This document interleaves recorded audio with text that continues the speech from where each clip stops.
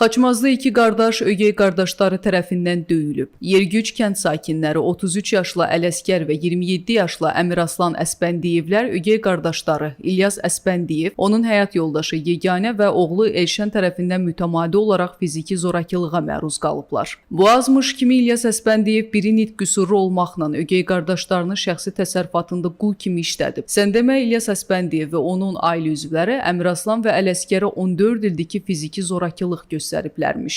Fiziki zorakılığa məruz qalan Əmiraslan Əspəndiyev bizim medianın mikrofonuna qardaşı İlyasın onlara zülm etdiyini təsdiqləyib. O deyib ki, İlyas onları Qubadakı rayonlar arası ruhi əsəb dispanserinə dəli adı ilə da saldırıb. Burnu vurublar, bir də sinema vurublar, burnum sınır, darıqan anıdır burnumu. Qardaşın necə dindi? Onun arasından vurublar. Bu tərəfdən vurublar, əminəmin bu tərəfdən şey oldu. Yarısı var, bilmiyorum.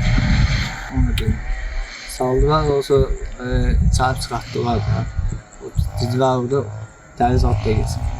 Amma o özləri də orada ruhi dispanserdə işləyir də həmin adamların. Bəli, bəli. Əmiraslan qeyd edib ki, özünün və qardaşı Ələsgərin pensiya kartları da İlyasdadır. Kartlarımız alıb, mən edən bir təkrar burada verəcəm.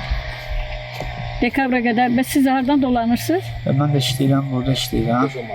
5-10 manata, 20 manata, belə 25 manata işləyirəm. Əmiraslan qardaşının onunla barışmaq istədiyini, amma ona qarşı fiziki zorakılıq davam edərsə, növbəti dəfə də şikayətçi olacağını dilə gətirib. Ben o özləri deyib barışmaq istəyirəm. Qızı gəlib yanına, anamın yanına. Deyib, anasına deyirəm, o barışsın. Barışsın.